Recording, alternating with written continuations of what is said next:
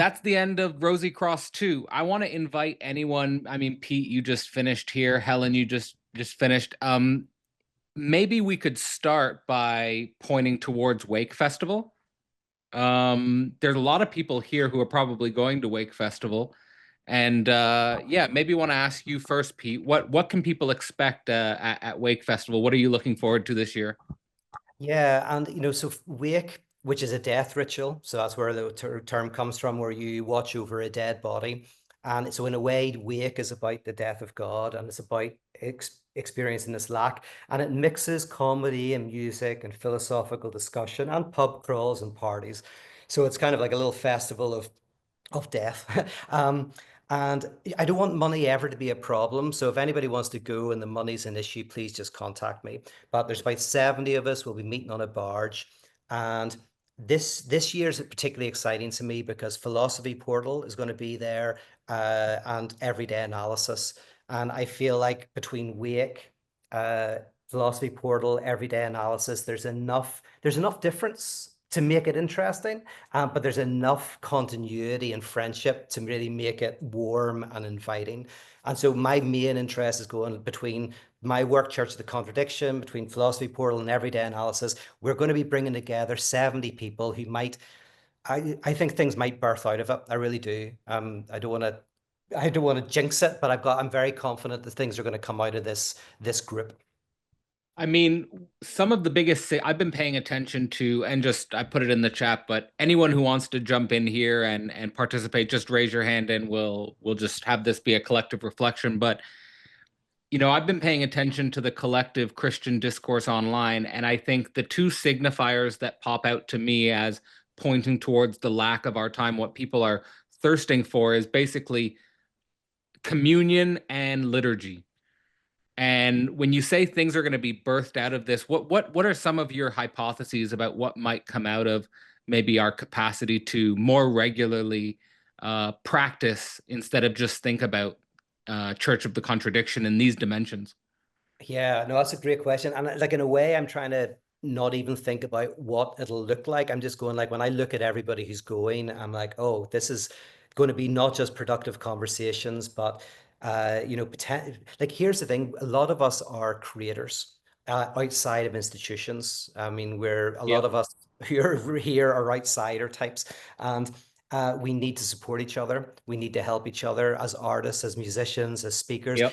It's really tough out there. Helen knows Yep. I've talked with Helen a lot about this, but because she's a creator, director, writer outside of the institution, so are you. So in some respects, I'm going like, how do we support each other in doing this? I've been very lucky. I'm old enough that I got in and started doing this work before it got really, really tough. So, but I want to help us all to create outside of the institutional systems, and my I my think, main goal is yep. Church of the Contradiction, but in all of that, that's my main goal.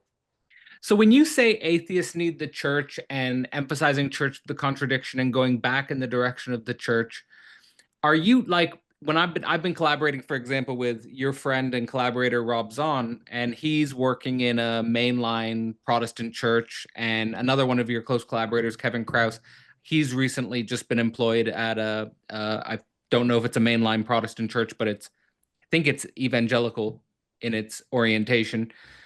Are you thinking here about more active alignment with traditional churches, or are you thinking about, like, for example, whether it's the portal space or other spaces online that have the form of a weekly ritual but might not be seen from the outside as explicitly Christian?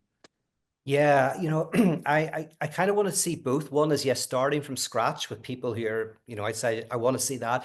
I also think that some already existing congregations to some extent might be able to do this, but I have to say it usually doesn't work. It's putting new wine in old wineskins. Usually people get fired.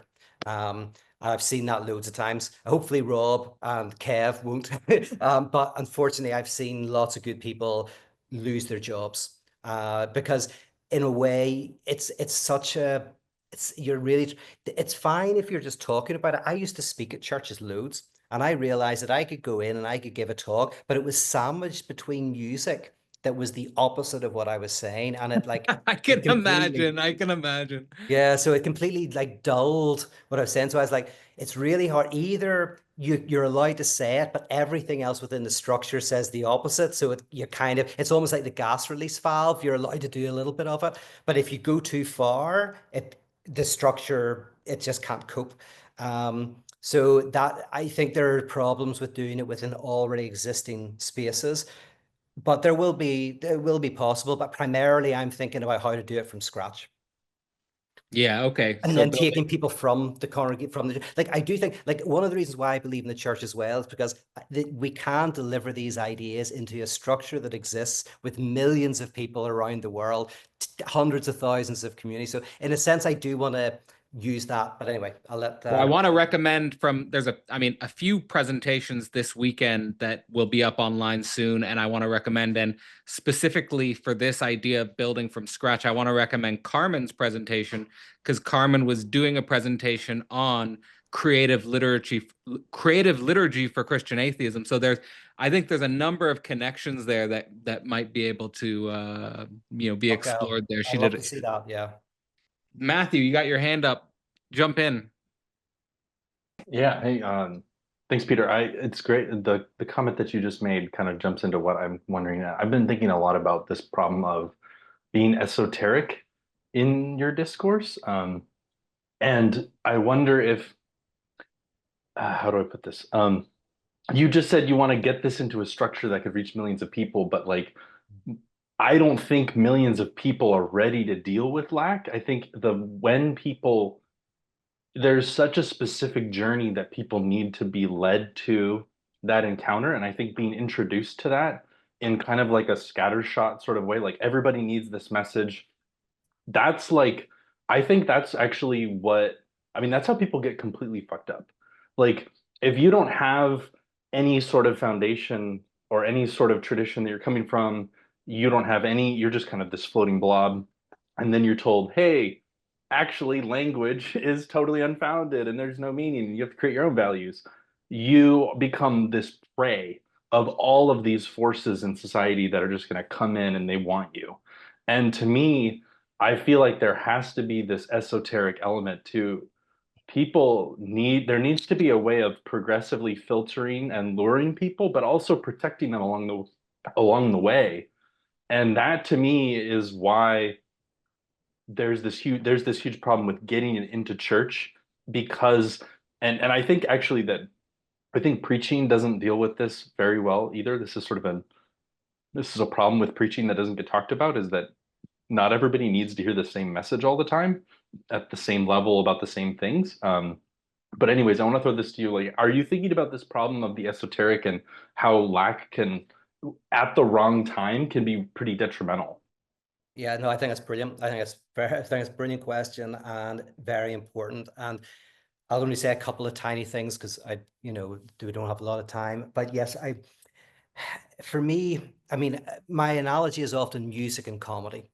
That a great comedian you go to kind of for entertainment, and if a great comedian gets you to think about like death and stuff like that, or a great musician you go again to be entertained, but the music also in a way that doesn't kind of for most people doesn't throw you completely in a loop, hits on issues of loss, of broken relationships, all of that stuff. I love parables because I feel like parables are a discourse for those with ears to hear. As you said, you use the word esoteric. It's like there's a certain form of parabolic discourse that Church of the Contradiction has to use. It is not a university. It's not blasting you with these concepts, or as you say, blasting you with an experience that is too disturbing and decentering. But I want to give your question all the weight it deserves, which is to say that this is the question we have to ask when we're setting these up. And I ran one of these for 10 years in Belfast, and we were exploring this, how to do this with the right use of comedy, cabaret, music, poetry, parable. So you're creating something that can speak very deeply to somebody, but also someone can go, and if they're not ready to really open that wound, they it's done in such a way that I say those with ears to hear. When you're ready to hear it, you can hear it. But that's an art. That's the art. It's the art of this. So yeah, I think it's a very good question. Sahil? Yeah, thanks, Peter. That was really interesting. I just wanted to kind of ask you a question about when you were saying that like psychoanalysis really looks at it starts from the ontic problem, at the singular level, and the church will actually flip that. In some sense, it'll start with the reversal of that and actually talk about universal lack at the universal level. My only question is then, how does this notion of the church, which will deal with the lack of the universal, how does it encounter the real? And because in the other formation, the impossibility of the real, it hits you as you go through that singular what do you call journey or pathway. But here I'm wondering, how can we find at the universal level? We can definitely have the commentary of the lacking, the various forms of lacking, but then I think we still have to find a way for that communion to enable access to the real for the communionists per se, Yes, no, yeah, these another very, this is partly why I'm excited about Wake, because I think these kind of questions need to be asked. And I'm, in my desire to create this stuff, I'm probably going to run roughshod over some important questions. How do we do? Because in a way, for me, AA is a great example of maybe a middle ground. So AA is for people who are traumatized by alcohol and or the issues in that, and so they sit in a circle, they tell the truth about their own story in a community of grace, which basically everyone's accepted. You don't have to change. And in that experience of accepting you're accepted, you can begin to hopefully shift your relationship, to alcohol by touching on the traumas, that why it's the solution. What is it the solution to for you? So in a way, everybody in that AA has a different reason why alcohol is the solution to the problem. But in that space, they're all unified by alcohol. So what is the thing about Church of the Contradiction? It is we're all unified by being creatures of desire. We're all unified by being creatures traumatized, not by something that happened in life, but by life itself. So I hear your question is, okay, so how does one do that? Because in a way you always have to ground it. You have to ground it in some sort of way.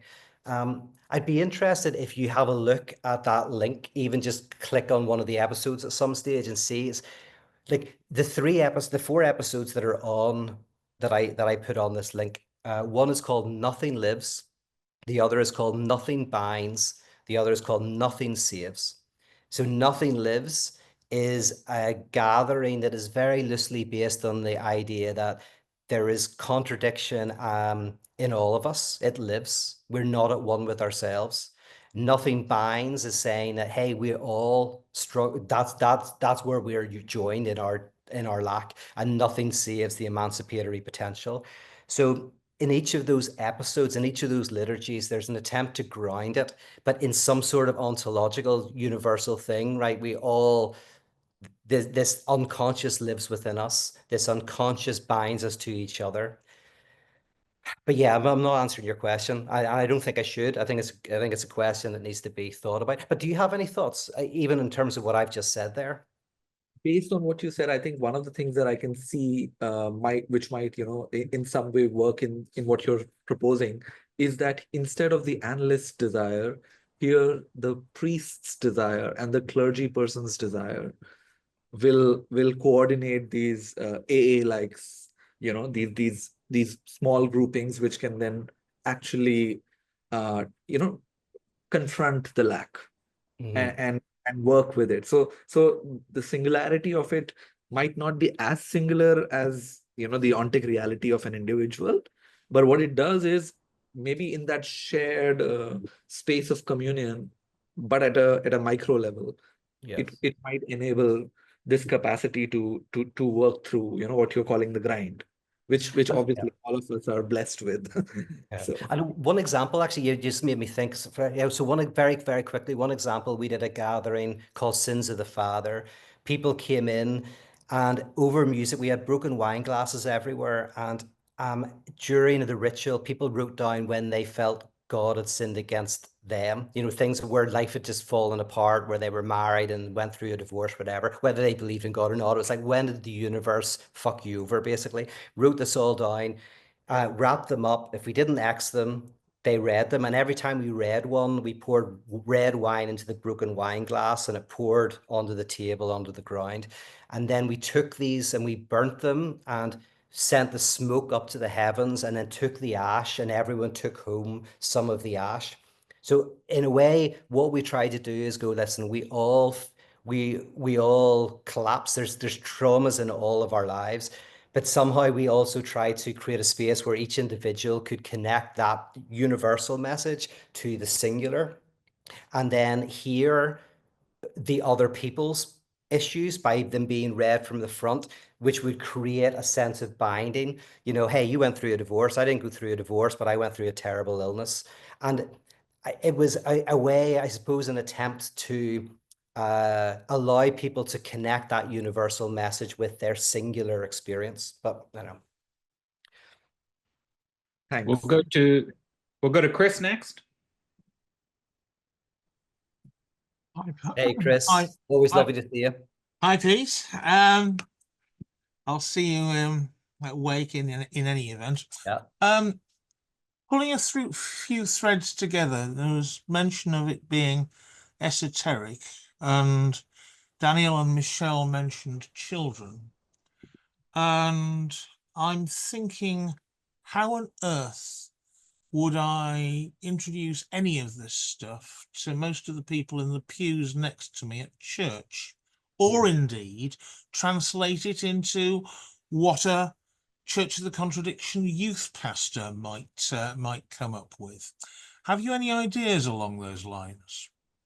Yeah, the funny thing is, I said this recently, and if I said this from the start, I wouldn't have a job, because this is just, I'm going to simplify everything I've done in the last 30 years to one sentence, which is, it's about bringing doubt, complexity, and ambiguity into the structure. In a way, that's it. And that can be done in so many ways, that it can be done very subtly. Like, for example, a church could to talk about the Psalms and how the Psalms are full of doubt and unknowing, and then say, well, listen, I saw this local group down at the coffee shop, and it reminded me of the Psalms because they were talking about all of this dark stuff. So we asked them to play some songs as part of this liturgy. So I totally hear you. So what I want to say is, all the complex stuff that we talk about, that you and I have talked about over many years, and we love talking about, yes, I do want that to get in the way of a very simple response, which is, I almost go like, Church of the Contradiction, it's the hysterics discourse, is how do you have doubt, complexity, unknowing, ambiguity, alienation in the music and the structure. You don't have to talk about it. You don't have to talk about continental philosophy. Just go like, in whatever environment, in a youth environment, in a conservative environment, in a progressive environment. But what do you think of that? Like, is that a satisfactory answer? Might get some of the way there, but I mean, I've been thinking about this in connection with earlier mentions of economics and the capitalist system and so on, and there was mention of the Acts 2 to 4 church going on there. My politics have moved leftwards, not because of any study of Marx or theory or anything of that sort, but because I keep reading the Synoptic Gospels. Now, those are accessible to more or less any age. There's also the issue that if I look through scripture, I can find an awful lot of points where bits of scripture contradict other bits of scripture. Yeah. You can do that wonderfully with Proverbs, for instance, where there are consecutive verses that contradict each other completely. Do you think there's room for a branching out into something that would be more digestible to the people I was next to in church this morning, for instance. 100%, man, 100%. And I used to do it a lot more, like way back in the early days when I wrote How Not to Speak of God. That was actually primarily directed to the evangelical church, and that had a small impact, but within certain evangelical communities. So I totally think you're right. You start where people are at. You don't start where you want them to be at. And I think I've moved too far in many ways. And sometimes I think I should step back into trying to, like, do this in more accessible ways. But anyway, but thank you, Chris. I totally agree. And I know I want to do that. Levon? Yeah, Peter, I really appreciate you for that as well. You like coming from not having a very academic background or an understanding in some of these things, you were always very good at putting it in terms where you taught. And I felt like you made accessible what now is spoken of very esoterically, and I'm falling into that too. I tend to get too esoteric when I talk as well, and so it's a hard trap not to fall into. But I've recently been experimenting with liturgies in rewriting very Catholic or Anglican liturgies, like the Stations of the Cross, and I've just finished one for the Good Friday service that has a lot of pyrotheology in it for Good Friday and Monday. And it's an interesting process, and I've read them to some writers groups that I have, and there was one woman in particular who was really harmed by the church, and she saw when I posted it on my Substack, and she didn't like it. She wrote it off. She just thought it was regular liturgy. And then my writing teacher told her to just wait, just listen, And then it was really interesting to see how the group realized it. They felt it started out like a regular liturgy and then realized the words were very, very different. And the words were really starting to decenter them and make them think about something different. And then in the end, the one woman who absolutely hated it ended up loving it, and she wanted a copy of it. So I don't know, there's still something to play around there with in mashing together something traditional with something really decentering. So yeah, anyway, I just thank you so much for this conference, Cadell. It's just been amazing. And hopefully maybe next year I might have something to contribute after being involved since the fall. Oh, we'll have a conference at the end of the year that's going to be, I think, a mix of things inspired by the portal and the Deleuze and analysis course. So I'm sure there's a lot there for you to play with. Levon's in one of the cartels, by the way. So yeah. That's something that would be great to talk about. I also hope that at Wake we can really, and that's, I think, something that, between all of us, really focus on what would it mean to use these festivals towards enhancing the creative networks that sustain us throughout the year, and just build that energy. But Elliot, jump in. This is a question for both Peter and you, Cadell, because I think you're both aligned in this, which is like, why decentering? Like, why is it the goal to decenter people and put them in this kind of position of lack? I mean, I'm really kind of, I mean, this is also psychoanalysis as well, but what is the ethics, or what is like the justification, or what's the point of doing that? Just some background on Elliot's work, Elliot, and if I'm misrepresenting your work, please tell me, but this emphasis on absolute egotism, right? And also this emphasis on like absolute dialectical egoism. All right, sorry. Anyway. Absolute dialectical egotism and self-interest, and the importance of self-interest. I mean, I do you want to take a stab at that? I've got a quick response I can offer if that helps, and then maybe go off you, Pete, and then you respond to that.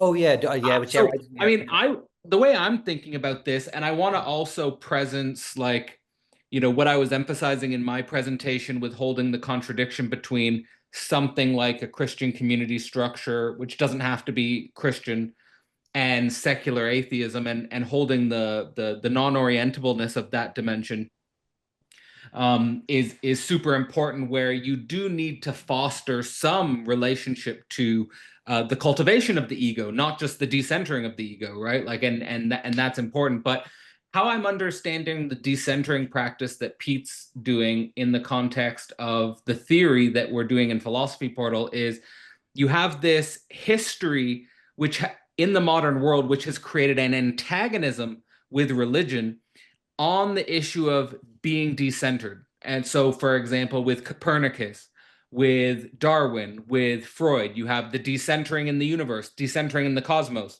You have the decentering in regards to life.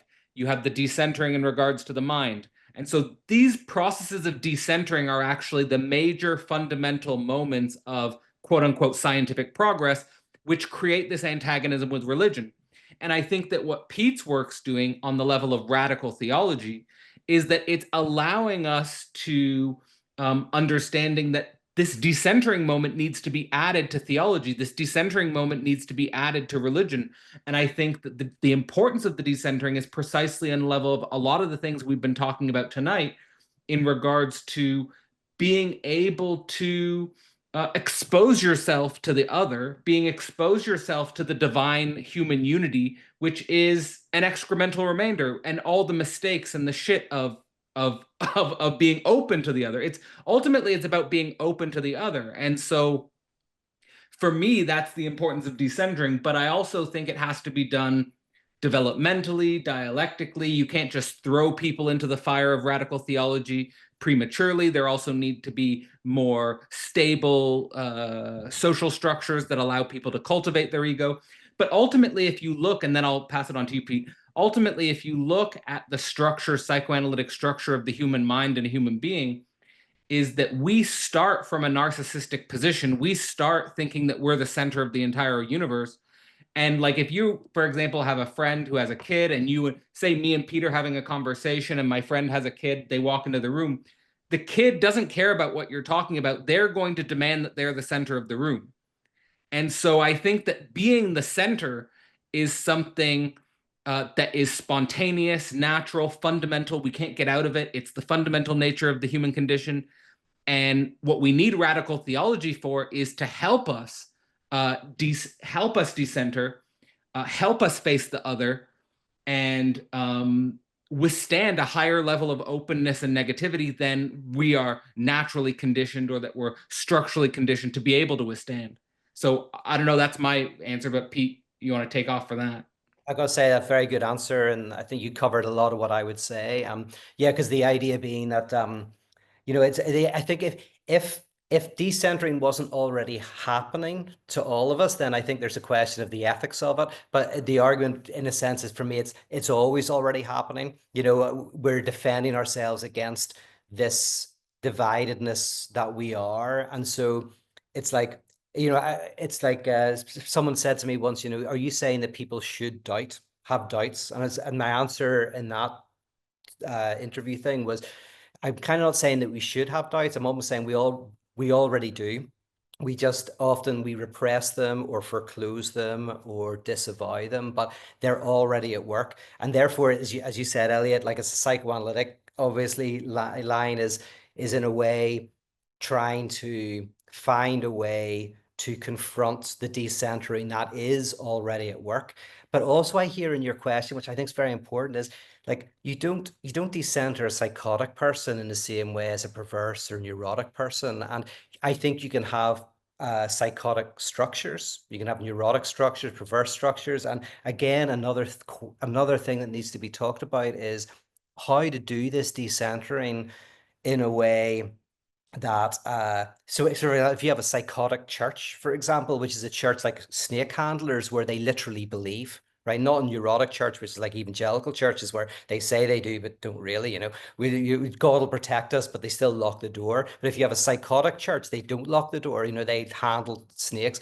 Decentering in that environment is going to look very different from decentering evangelicals, which for me was just introducing apophatic tradition to the evangelicals, you know. So anyway, sorry, I thought Cadell's answer was very, very good. So I don't have much to add to that. Well, I appreciate both the answers and also like working with, you could say like the psychotic Christian subject, like coming up against it so often, in as a therapist, which is to say the literal, there is always a question of like what is to be done here, Yes. right? And so, yeah, That's maybe interesting. this. You're saying that's because I think of outside, I go like, well, most fundamentalists are neurotic. They're probably just repressing their doubts. But are you saying actually you experience a Like lot? I hear I'm a prophet weekly. Oh, is that Profit right? from different people. I hear this kind of thing. Like, So it's really 'cause is. I do 5 dream analysis groups a week, so Wow. and it's platform based, so it's a drop-in group. So you get like I get a lot of like prophecy based Christianity. Interesting, very interesting. I'd like to hear more of that when we're Yeah, chatting yeah. in person. Yeah. Yeah, and I do want to also emphasize, just responding to Matthew Stanley's comment there, that I think that, and I think also to the importance of Eliot's work, I don't think we should only have a negative understanding of the ego. I don't think we should only have a negative understanding of the cultivation of boundaries.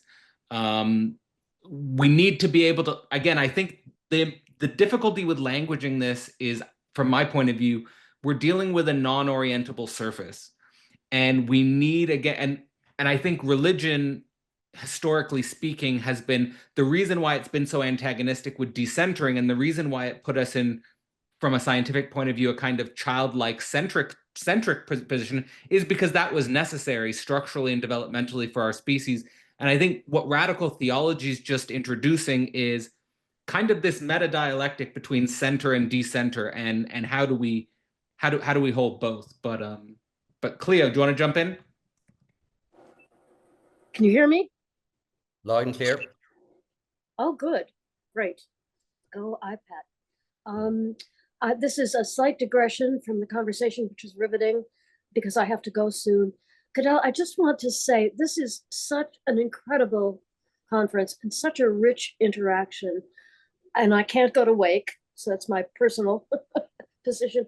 I'm wondering if we can develop, or you can think through a modality to keep this conversation going and move it even deeper. I'm playing around with something like a day-long thing where the presentations are all, when each of us take one other person's presentation and engage with it more deeply. Yeah, I don't know. I mean, that would be one solution. I'm just sort of saying, I'm open to my own having a hysterical meeting with you anxiety. about How can we continue this even at a more extensively engaged level?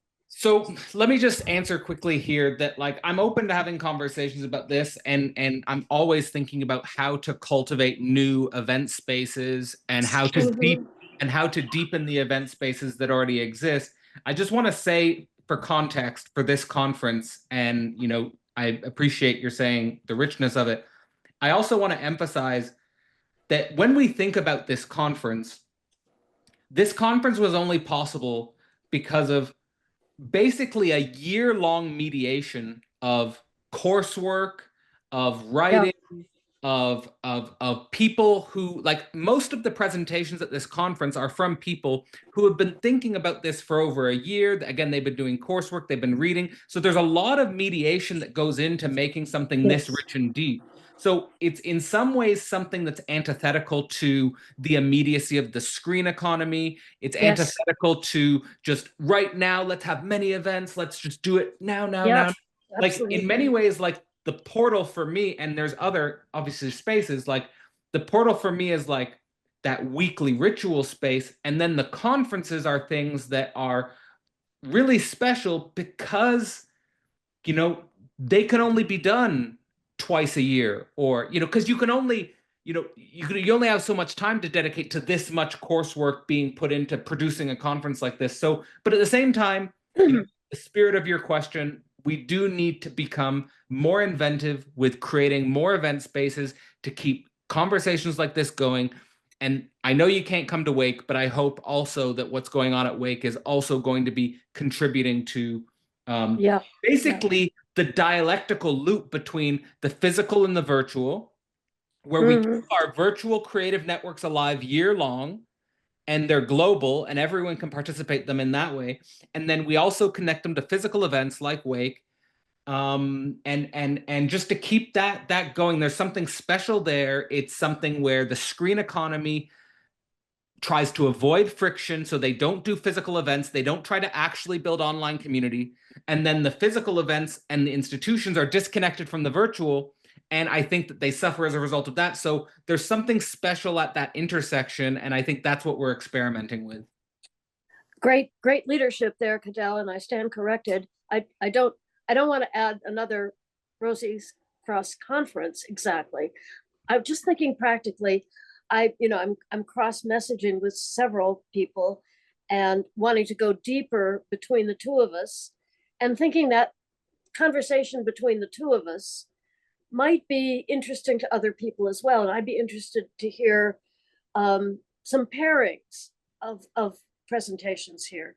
Maybe this is a Discord thing. I don't know. I don't even want to get another modality in here. But that's, well, let's actually do a meeting between the two of us. We'll talk about this. Okay, great, super. I didn't mean to divert the conversation. I have to leave, my dear friends. Thank you so much. And thank you for your work, Cleo. Thank you for your work. Okay, bye, dear. All right, Karen, do you want to jump in?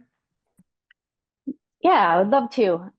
It's really good to be here. I haven't been in this space before, so I've really enjoyed this day, and thank you, Cadell, for all you did. I mainly have been in Peter's work for a long time, many years, and have just jumped off from there. So I just wanted to just bring up a point that with Zizek and Christian atheism, which is how I think a lot of the ideas in this conference, obviously, through the work that your group did through the book, came from. The ending is he locates ethics, the idea of ethics, only true ethics being perceived as being done outside the realm of the big other, outside the realm of recognition and the big other.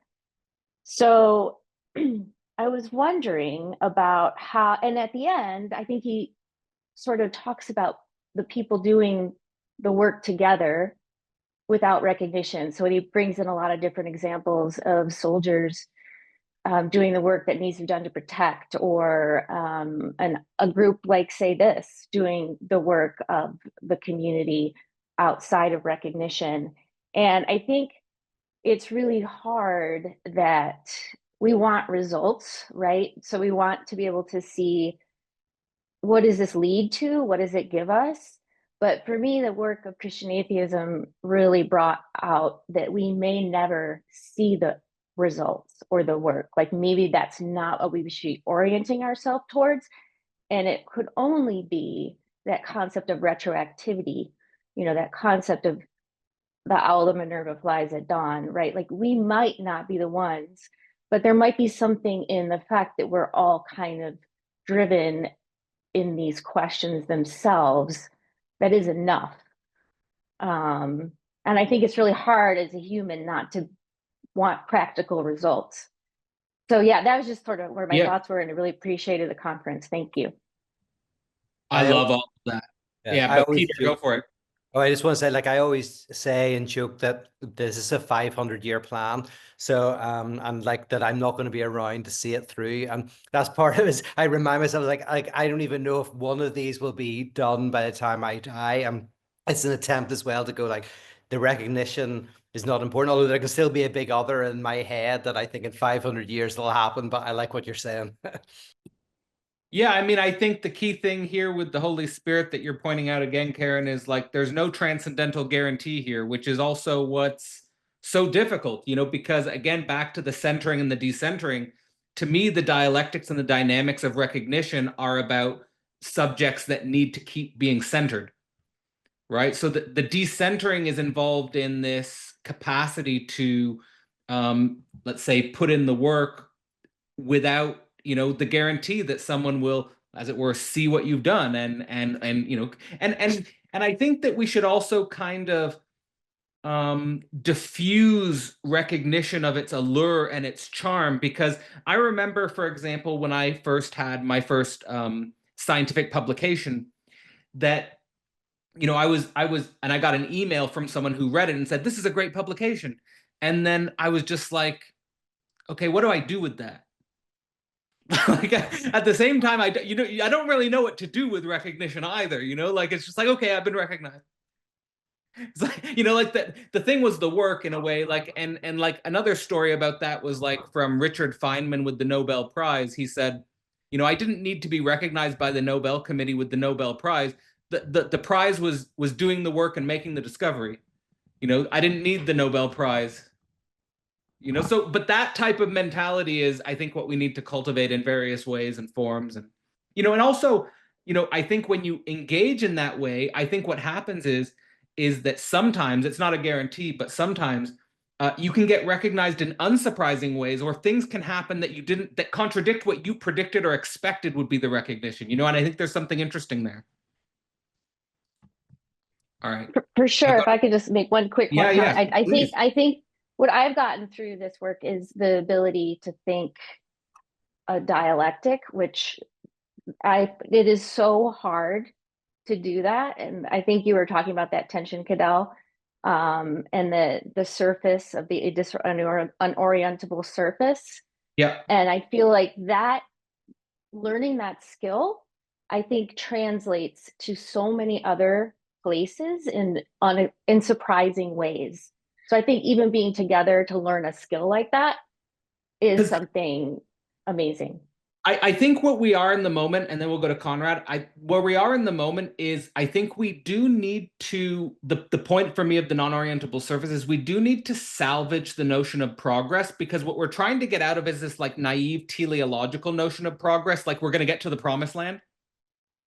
Like we need to get out of that like linear, we're the group that's doing it, we're the group that's getting there to the prom. We need to get out of that. And I think the non-orientable surface helps us to see that if we're doing the work, we can make progress that's unexpected and not necessarily in a linear direction. And actually, the progress that opens up from my experience is actually the challenge of deeper and deeper forms of contradiction and inner lack work that you are surprised about yourself. All right, we'll go to Conrad next. Hi, love the weekend, great conference. Cadell, kind of pulling some things from Jim's presentation, your presentation, Pete, yours as well. Just thinking about this term church of the contradiction.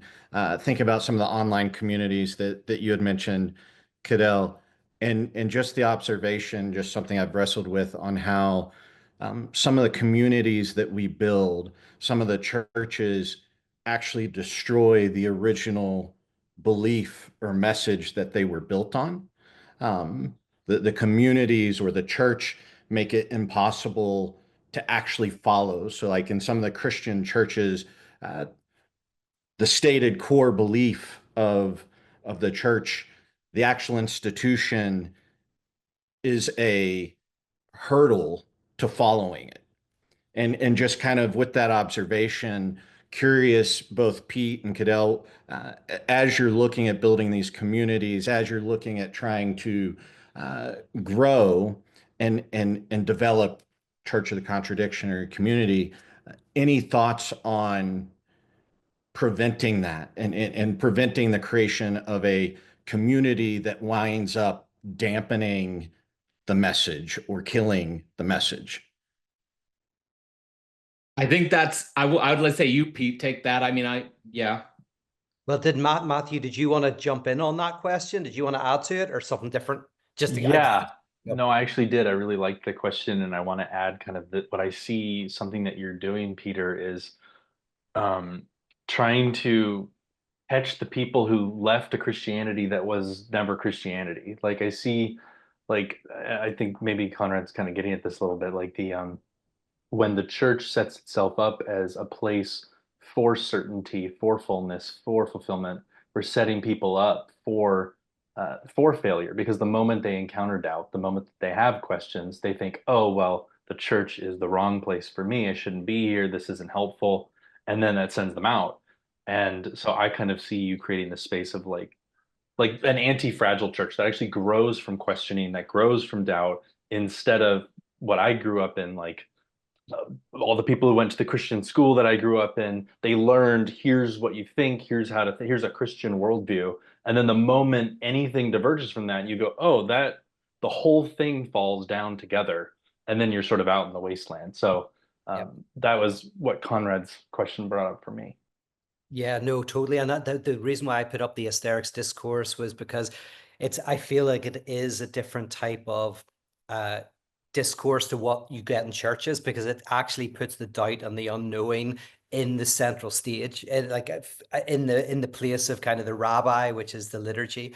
So that's very, very key. And then that's why a lot of people, the initial people who were drawn to my work were all, as you probably know, Matthew, they're kind of ex-evangelicals. They came out of that exact kind of world because they needed somewhere where their questioning could be answered.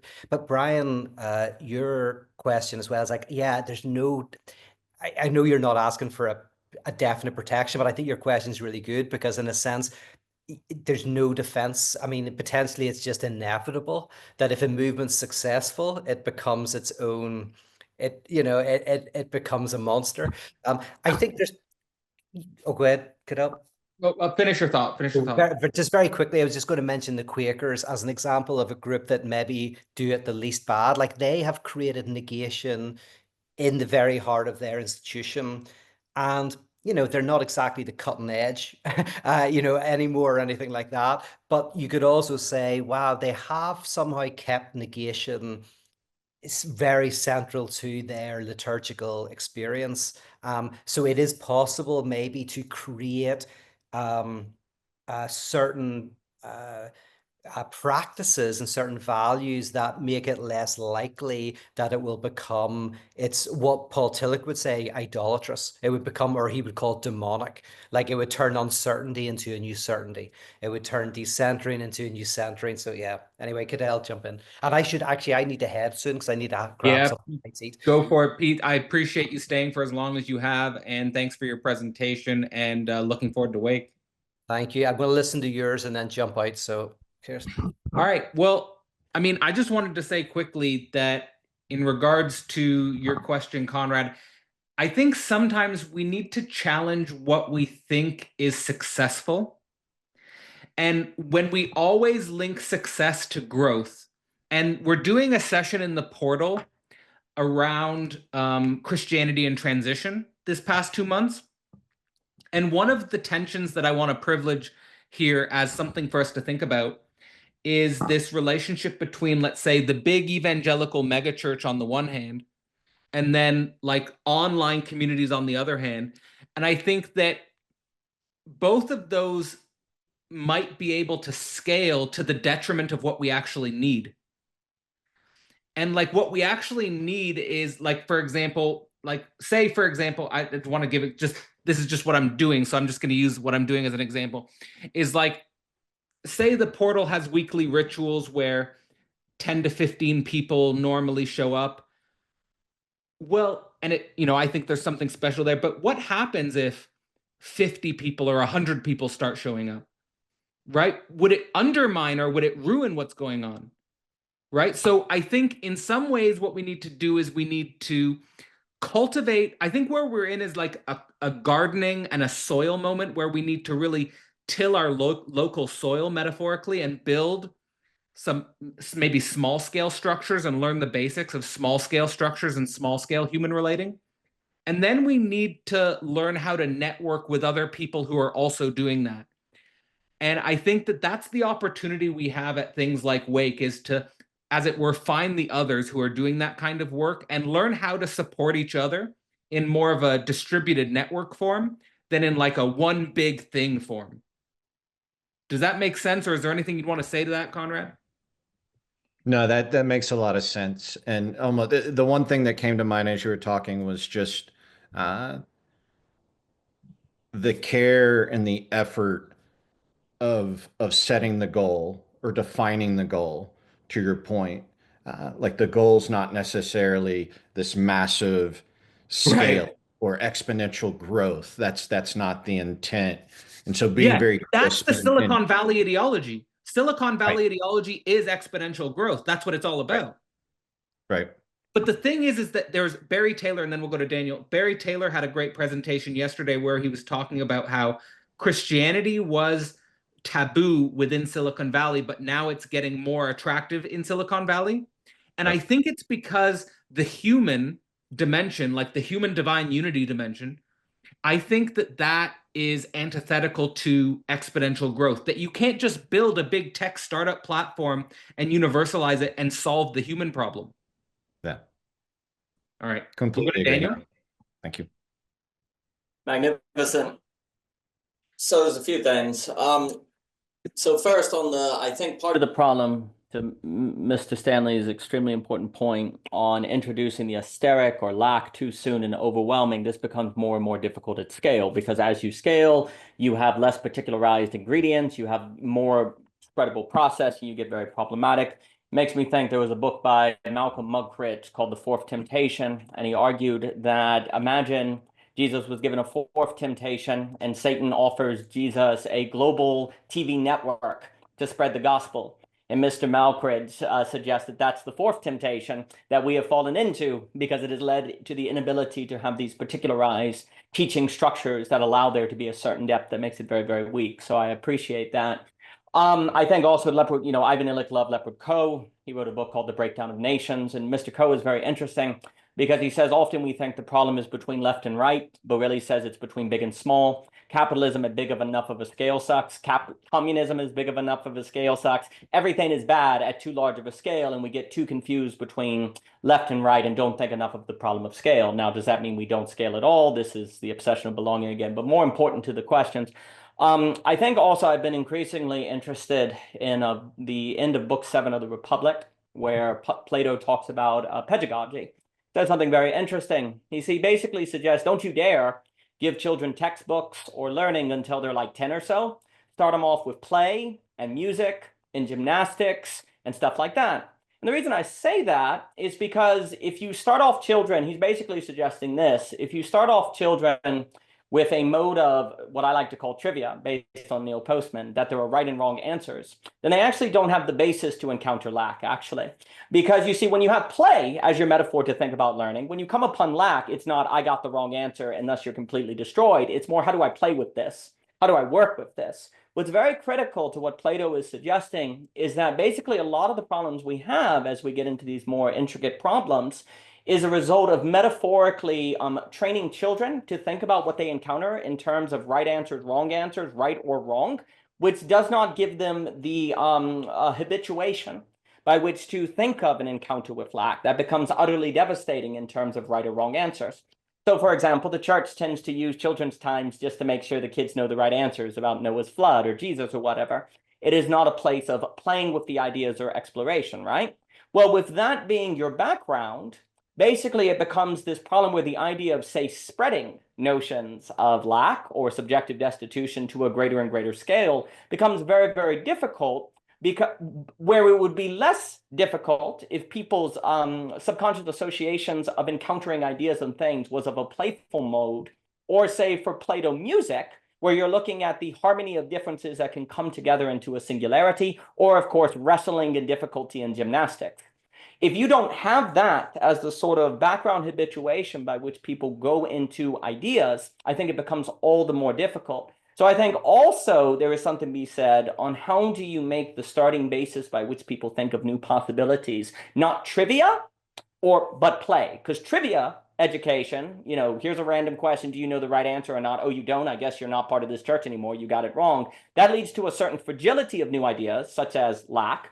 So if you're trying to introduce that to the public, they're fragile, so they can't play with it, so they get really, really mad. Where if they start off more of the background that Plato is starting about, the introduction of new ideas becomes possible. And then I'll close. That's where, for me, changing the medium condition of the classroom and generally the mode by which people associate all learning which is different from just information. It is a mode of engaging.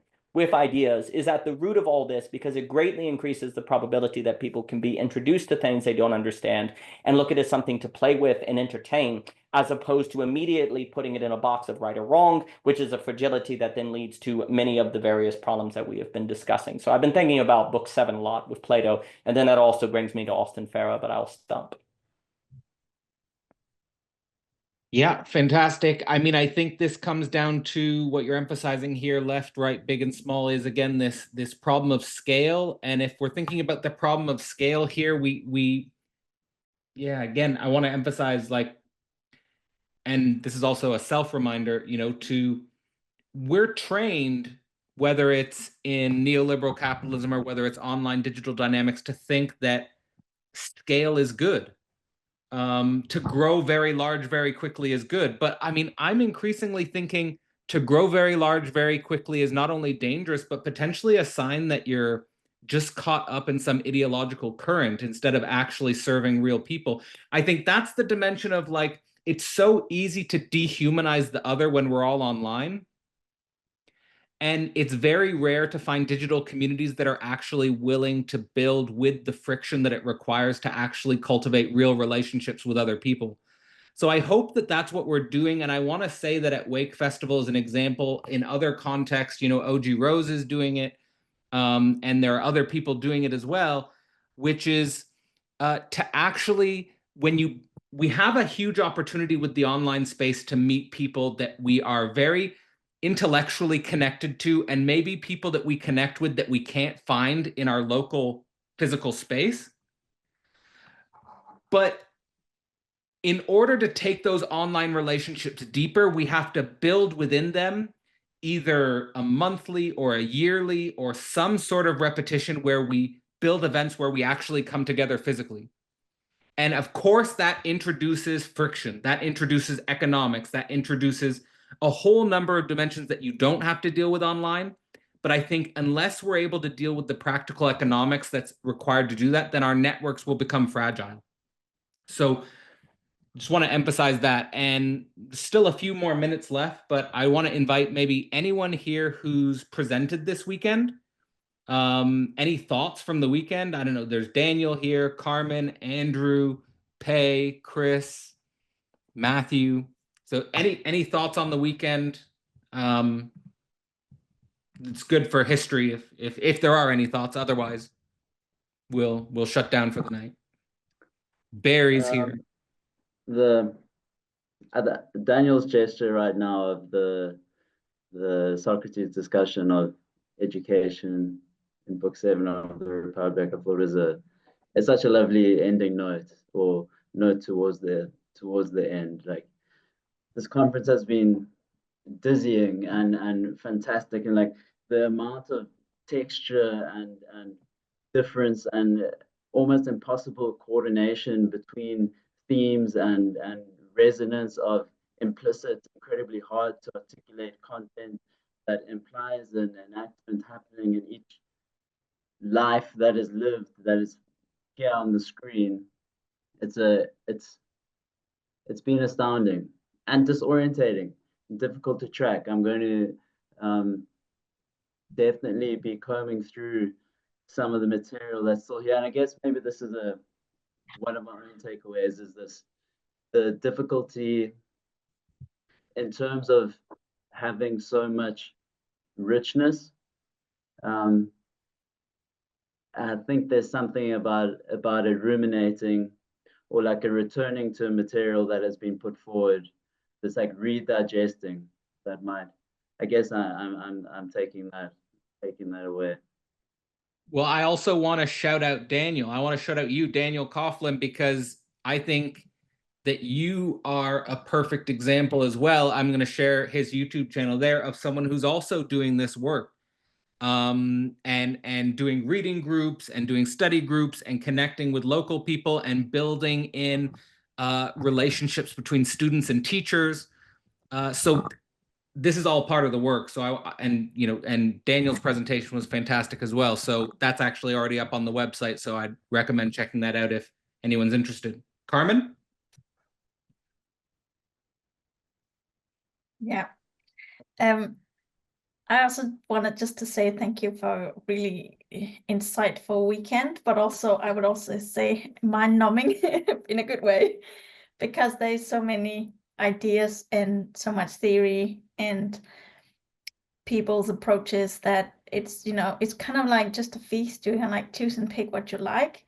But and I think also like the level of expertise is quite nice, that it, even though it varies a lot, everybody's welcome, and we can all kind of like share whatever stage or whatever on the journey we are, or you know, if we are getting into something new or we've been with something for a long time. So that's quite a relief for me, because I feel sometimes when I tell people I'm joining this philosophical platform where we talk about Christianity and psychoanalysis, they're like, I would not like to join it. Like, they're intimidated, but then I tell them it's really not like that. People are really supportive, and we are kind of like on an intellectual journey, not an academic rivalry kind of type.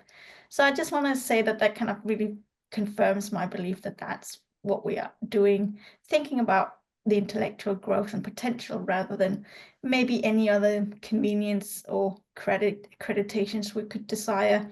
It's a bit of my little dirty secret because people maybe don't think I talk to strangers online, but it's just fun, and I hope that, of course, at Wake we can continue. But I do like the mobility of the platform, just because of my own circumstances. So I would agree, like, you know, some things are to be developed, and some things are just there because you're at the right time at the right place. Yeah. So thanks, Cadell, and all the other speakers too. I'm just happy to be part of it. And for all of you guys who didn't have a chance to catch Carmen's presentation live, it was really good. And again, I think a really interesting window into some of the questions and connections that will become alive at Wake, with this emphasis on transformative art and liturgy and communion and all of that. So thanks for your work as well, Carmen. Anyone else who wants to maybe give a final reflection on Andrew? You want to jump in? And Andrew's presentation was fantastic as well. Well, I just wanted to say briefly, thank you, Cadell. As I said yesterday, I came across your portal accidentally, and That's I think a happy accident. Indeed, but I just think the combination of really your authentic desire to encourage inquiry and curiosity, and combined with this sense that you're building a community at the same time, I think there's something really special about that. And, you know, I think you should be congratulated and thanked for that. I'm really grateful for it. Well, it means a lot. I know that you've put in a lot of work in the university, and I think there's so much potential in these spaces, because I think the form of discourse that I experienced in the university versus what I think is possible here is a lot higher, and we should continue to deepen that. And that doesn't mean that doesn't mean we're antithetical to the institutions or not willing to work with the institutions. But I think that I don't know what you think, but I'm interested in learning how work like this online can interface with institutions, because I think it could be enriched. I don't know what you think about that, but it's something that I keep, you know, pulling if I had hair, I'd be pulling it out. Yeah, well, I think you're doing a great job. I mean, I'm a bit of an outsider even in the university. That's another whole story. But so I'm probably not the person to ask. But well, it's an interesting. I see it as kind of structurally similar to the thing that Pete's trying to work out with the church. Like, there's a way in which the institutional form, whether it's the church or the academy, needs to be enriched by the types of things that are possible online. So, like Matthew Stanley said, we're just getting started. All right, everyone. Elliot, Kirsty, I don't want to pass over you guys if you guys want to say anything or pay. I don't want to force you either if it's just a sign off. That's cool. Just want to make sure anyone who's spoke here this weekend. I was thinking it is, Kirsty said, feast of belief, like the abundance of just the sheer abundance. It is like the it's excess, something. not I mean, the lack. There's no lack.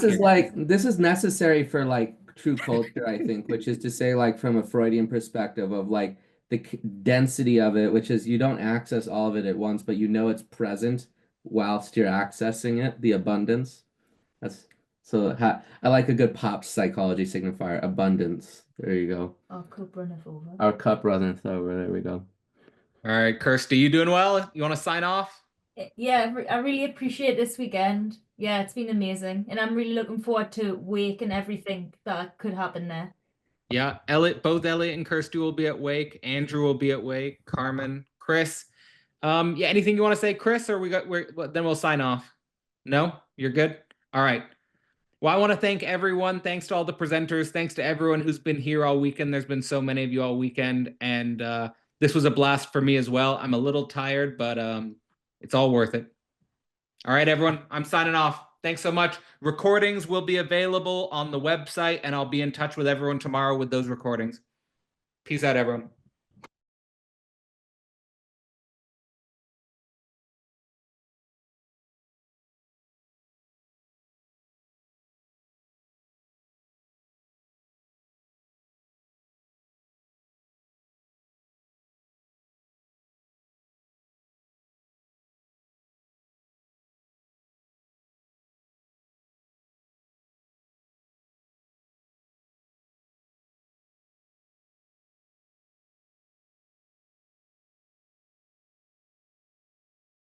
Welcome to the end of Christianity in Transition.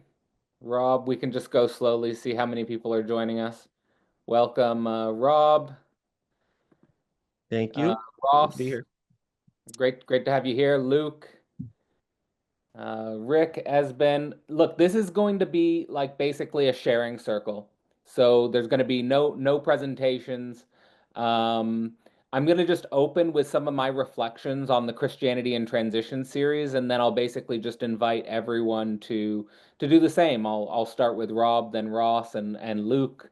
Love to bring you in as well and get your perspective on the Christianity in Transition series as well. I know I've actually spent this week, Luke, listening to a few of your conversations with Christian Baxter, and I really enjoyed them. I'm gonna link them in the chat when I'm finished opening, because I recommend people checking those out.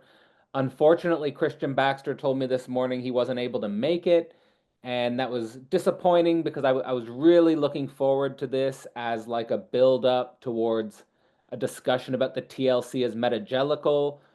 And I thought that would make a really great conclusion to the Christianity in Transition series. But because Ross and Luke, you guys are, related to TLC and perhaps also interested in the concept of metagelicalism, I would also invite you guys to give your own perspectives on that topic of TLC as metagelical, and maybe we'll weave in some of those themes and see where that goes. But okay, so looks like we've got a pretty good group here for a circle, and at the same time, not too many people that we won't be able to repeat the circle. So that's good. I'm basically just going to give I'm going to try and give like as an objective, quote unquote, objective, as overview as I can give of what I've gleaned from the Christianity in Transition series, and like see how that picture vibes. But this is just sort of my sort of opening sharing, and I would just invite all of you to sort of take the sharing wherever is alive for you. So basically, I started this series with the topic of the emerging church, and specifically the emerging church as a contradiction. And that's inspired in part by my interest in Hegelian philosophy, where the idea of contradiction is kind of central.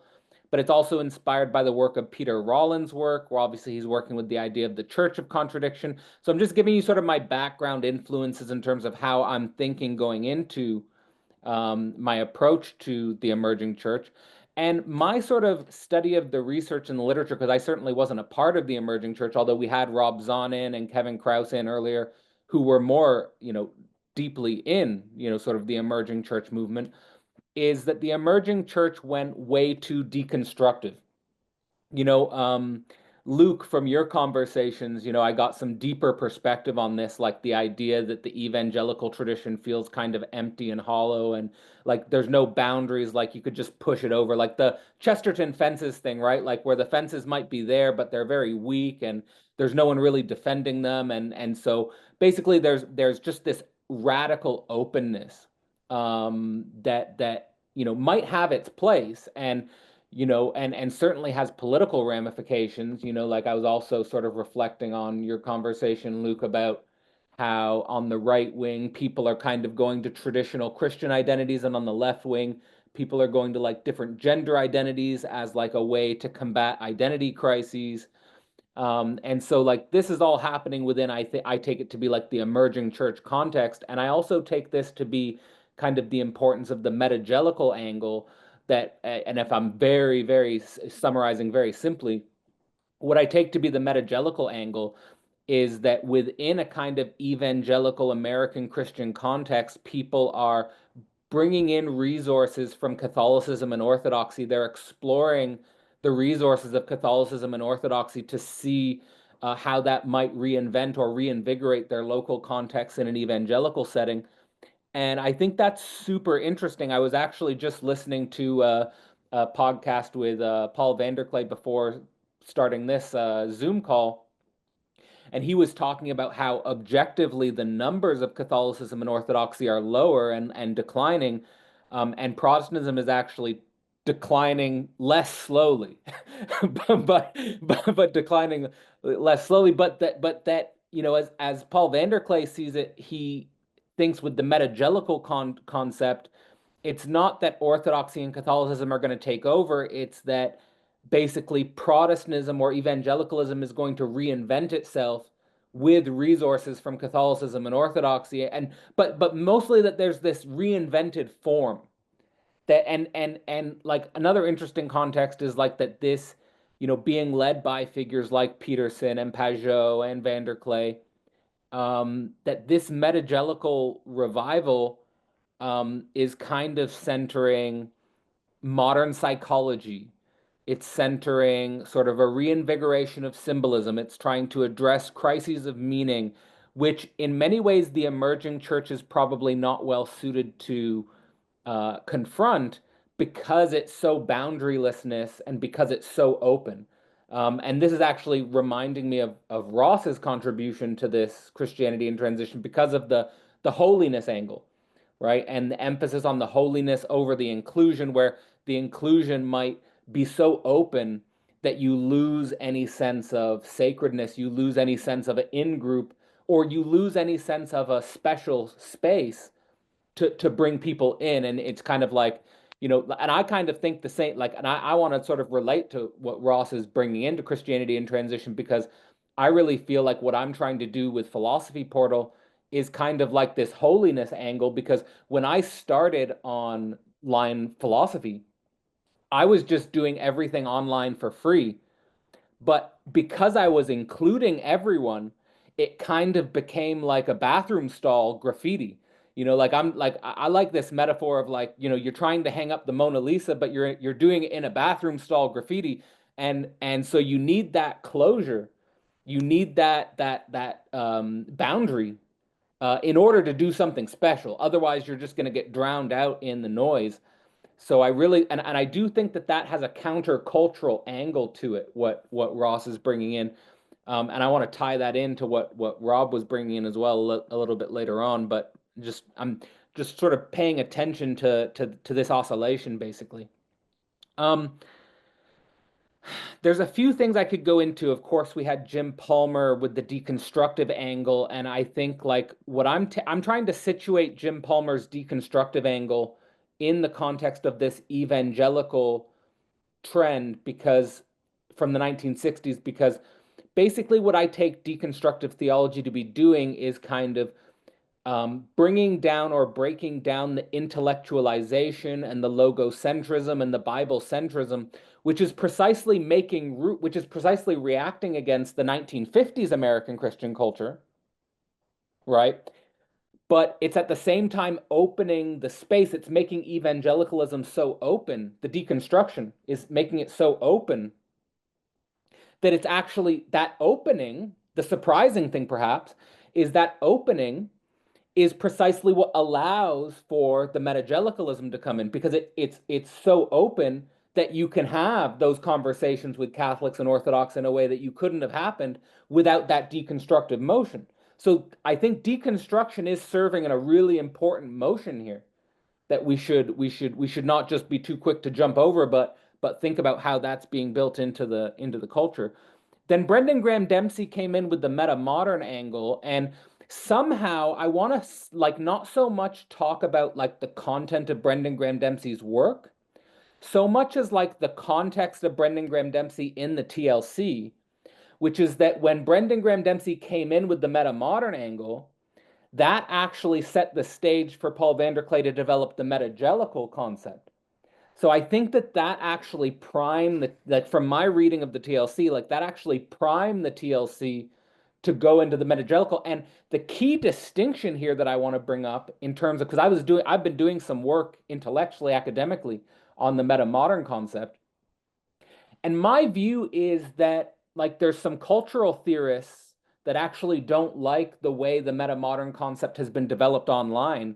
And the reason why is because the meta modern cultural theorists will say, we're analyzing meta modern culture. Like, for example, they'll say Sufjan Stevens is meta modern, right? Like Sufjan Stevens is a meta modern artist. It's not that Sufjan Stevens is writing an album called meta modernism. It's just that Sufjan Stevens' performativity is meta modern, right? Like, or the TV show Community is meta modern, right? Whereas like making meta modern like a movement is like what the cultural theorists would be against. So like I'm just trying to like say that's an important distinction I've been tracking within the meta modern intellectual space, because like for me, I would say that the portal is kind of like a meta modern container. Like the portal could be like an expression of meta, but I just want to say it's interesting that the way that was injected into the TLC led to the metagelical concept, because the crucial thing from the cultural theory angle and why I like the concept of the metagelical is that it's actually identifying a real cultural movement.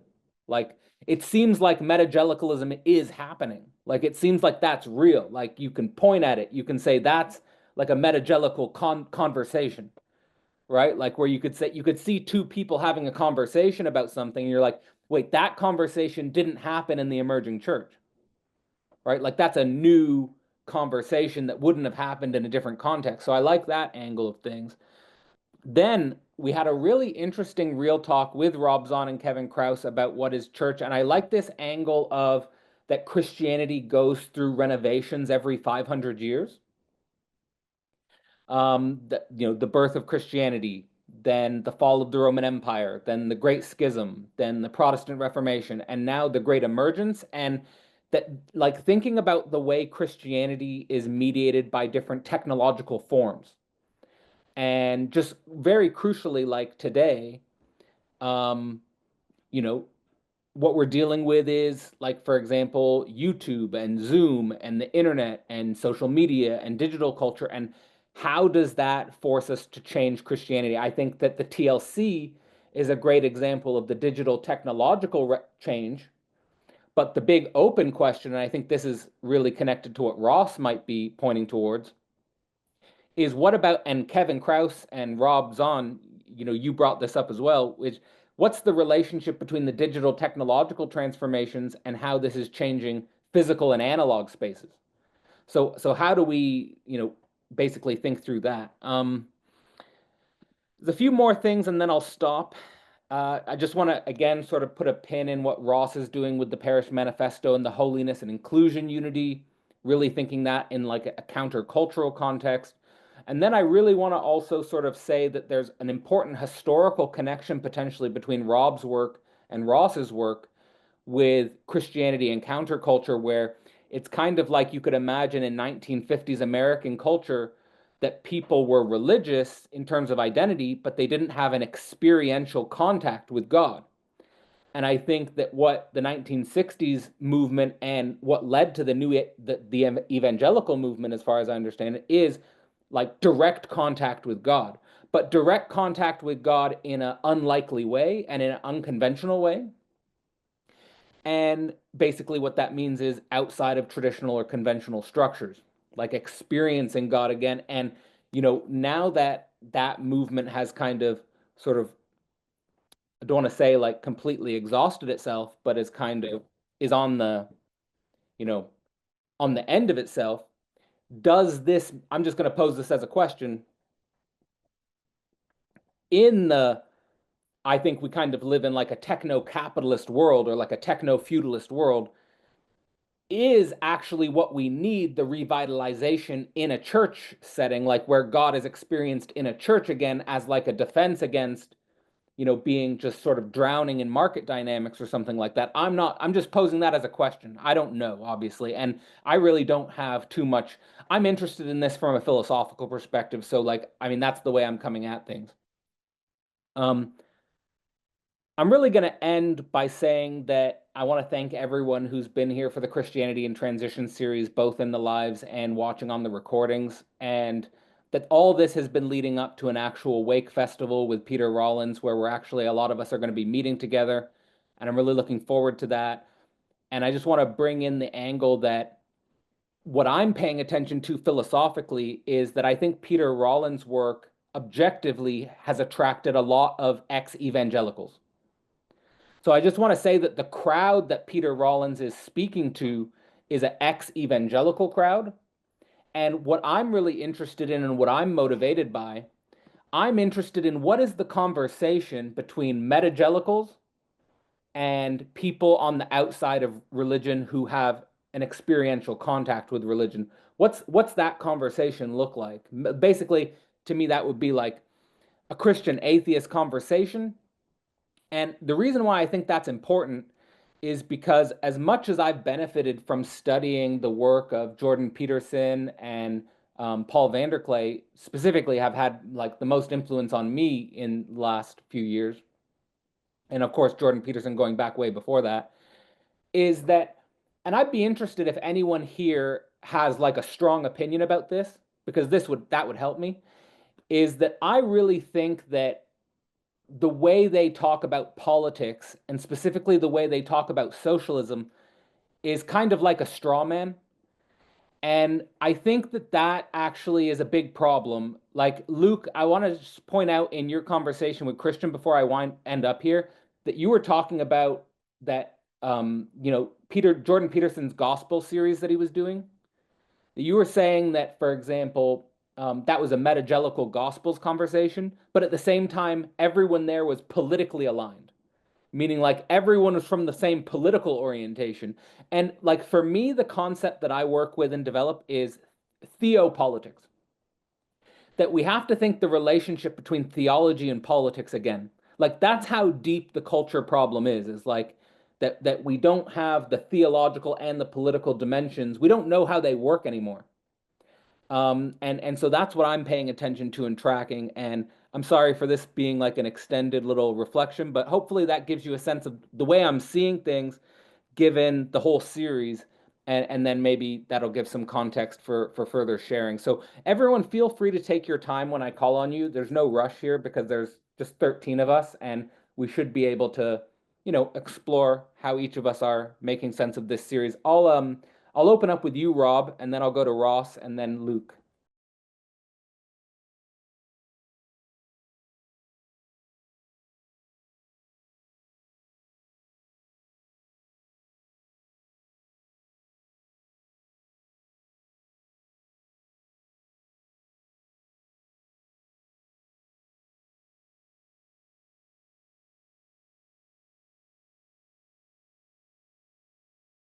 Just wanted to give a quick overview of everything that's going on at Philosophy Portal at the moment. There's so much, and sometimes I struggle to actually know how best to communicate everything that's going on. So basically here, I just have an overview of the philosophyportal.online main website. You can see here at the top bar, everything from courses, the portal, portal series now, anthologies, books, conferences, and so forth. So everything is organized in the top left-hand corner. But if you just scroll down, you'll see basically everything that's coming. I'm also super excited to announce the next Philosophy Portal course will be titled Early Marx 101, and that starts May 11th, although it's going to be an open rolling course, meaning that you can sign up anytime during the year, and the logic of the course is also unfolding in a way that hopefully people will be able to get involved throughout the year, irrespective if you missed the starting point. But in any case, May 11th, we formally begin. And Early Marx 101 is going to be covering just that. It's going to be covering all of the early texts in Karl Marx's career. A lot or most are from the 1840s. This will include, we'll start with the critique of the philosophy of right, and we'll move all the way through his writings to the Communist Manifesto. And the logic of this being the next course at Philosophy Portal is that Philosophy Portal has focused so much on Hegel's philosophy, and the logic of that being that Hegel is kind of seen as the pinnacle of modern philosophy, casting an enormous shadow on the whole of modern or postmodern philosophy as well. And Karl Marx is probably the most influential post-Hegelian, and that can be interpreted philosophically, but it also can be interpreted well outside of philosophy, most notably in political economy and world history. Obviously, Karl Marx's work had an enormous impact. And I think that the community at Philosophy Portal, as well as myself, have a unique opportunity to dive deeply into Marx's writings in the sense that we are well versed in Hegel's philosophy. And this might be a new interpretive lens or a different interpretive lens to bring to the early Karl Marx's writings, in the sense that Karl Marx himself was hugely influenced by Hegel, and his work is just conceptually drenched in Hegelianism. So it will be a great opportunity to study that in detail. If you want to sign up, just click the Join Now button, and you'll see all information about the dates for the course, as well as the extended program. Of course, we are also going to be doing the Portal at Wake at the end of April in Belfast, Ireland, with Peter Rollins. Wake Festival is a transgressive festival that features many prominent philosophers, artists, theologians for a 4-day event, which will include talks, conferences, breakout groups, comedy performances, musical performances, art shows. So there really is so much on offer. And of course, the major theme will be related to Christian atheism, and that is both in the conversation that I'll be hosting with Peter Rollins, as well as the unique Philosophy Portal events that will be hosted throughout the festival with many people who were also students in the course or participants in the course. So if you're interested in getting involved, come to Belfast, Ireland. You get to meet everyone associated with Philosophy Portal and Peter Rollins. Just go down there, click Learn More, and you can sign up there. And of course, there's the Portal event space. The Portal is now well over a year old. We're in our 2nd year now, and this year has been really focused on month-long mediations. We're doing these basically mini courses every month, structured by these 4 main events: Concept Cave, The Edge, Thought Leaders, and Real Talk. And in January, for example, we were hosting Layman Pascal and Bruce Alderman of the Integral Stage. In February, we're hosting Chris Catrone. You could say it's kind of like a month-long Catrone zone, but it was definitely explicitly focused on his book, Marxism and Politics. And like I said, this month, as well as next month, we are going to be doing the Christianity in Transition series. So all of that for members of the portal, and we meet every week. There are also seminars and reading groups at the portal, which we are just starting to get underway. We have the Deleuze and Analysis course with Terence Blake. We also have the Slovenian School Reading Group with Dimitri Kroimans. We're 2 sessions into both of those projects, and they'll be unfolding all year. You can sign up independently to either of them, or you can get access to them for free, basically by becoming a member of the portal. And on the far right-hand side, you'll see this metagelicalism poster, and that's basically the poster for the 2nd month of the Christianity in Transition series, where we're going to be diving into that concept. Of course, you might be familiar with the concept of evangelicalism. Metagelicalism is a new term that's popped up in Paul van der Klee's This Little Corner to describe certain aspects of how they are thinking about Christian reconstruction.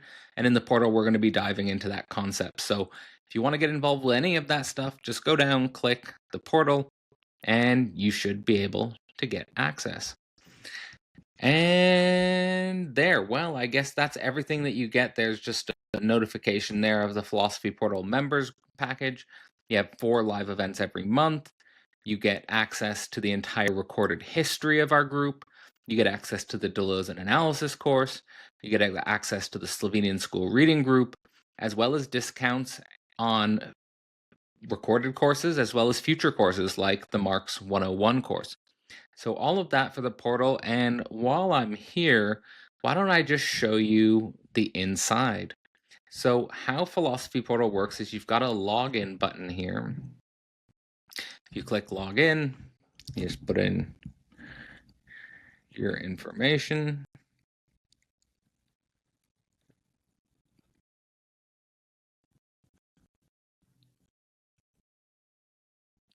And this sidebar will pop up here, which basically will show you everything. Now I'm signed up to everything that Philosophy Portal offers, so there's an extensive sidebar. But if you sign up to become a member at Philosophy Portal, what you'll see here is the Philosophy Portal members. You can click view. Also, if you are signed in and you just click members here, you'll just go straight into the portal, and this is the inside of the portal. You'll get the schedule for upcoming events, all of these schedules, Metagelicalism right here, the Deleuze and Analysis course here, the Slovenian School Reading Group here. You'll get access to the recordings. We'll go into those. You've got upcoming events. You click the Zoom link during the start time of these events, and you get into the portal for our live events.